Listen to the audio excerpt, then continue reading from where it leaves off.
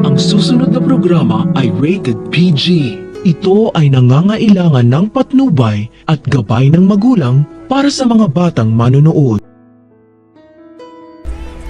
Si Doc RJ na mismo ang nagsabi na maraming tinatagong sikreto ang papa nila matapos nilang malaman na may sinusuportahan palang isang children's shelter si Lolo Pepe. Kaya nang malaman ni Annalyn na nagpe-perform pala si Lolo Pepe tuwing Pasko para sa mga bata, hindi sila nagdalawang isip ni Justine na mag-perform kapalit ni Lolo Pepe. Hanggang sa makilala ni Justine ang batang si Andoy sa children's shelter dahil pakiramdam niya magaan ang loob niya sa bata na tila hindi niya maipaliwanag.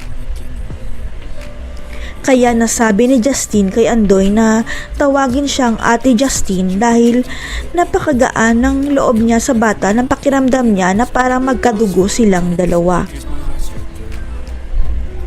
Hindi nga nagkakamali si Justine sapagkat si Andoy ang dahilan kaya sinuportahan ni Lolo Pepe ang children's shelter dahil may nadiskubre siya tungkol sa ama ni Andoy.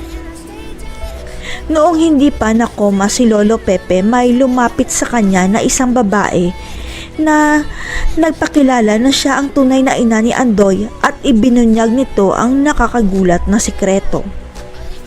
Ayon sa nanay ni Andoy, ang anak ni Lolo Pepe na si Doc RJ ang tunay na ama ni Andoy dahil nabuntis pala siya ni Doc RJ noong lasing ito dahil sa problema niya kay Moira.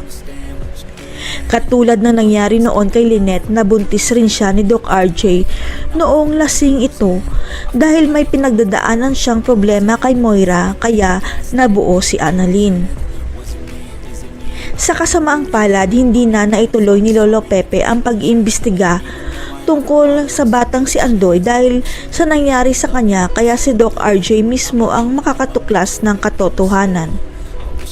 Ang katotohanan na may isa pa pala siyang anak sa labas na kapatid ni Annalyn kaya mahahati sa 3 apo ang pamamanahan ni Lolo Pepe sa pagdating ni Andoy. Kaya kailangang magising na si Lolo Pepe para masabi niya na si Moira at Zoe ang nagpakidnap sa kanya para mabigyan ng hustisya ang malagim na sinapit niya. At para na rin mapermahan ni Lolo Pepe ang last will and testament na inalisan niya ng mana si Zoe dahil ipapalit ni Lolo Pepe ang isa pa niyang apo kay Ubeng na si Andoy. Kay Andoy kaya mapupunta ang ipapamana kay Zoe dahil isa siyang tunay na tanyag. Magiging kakampi kaya o magiging kalaban ni Annalyn ang pinsan niyang si Justine? Abangan.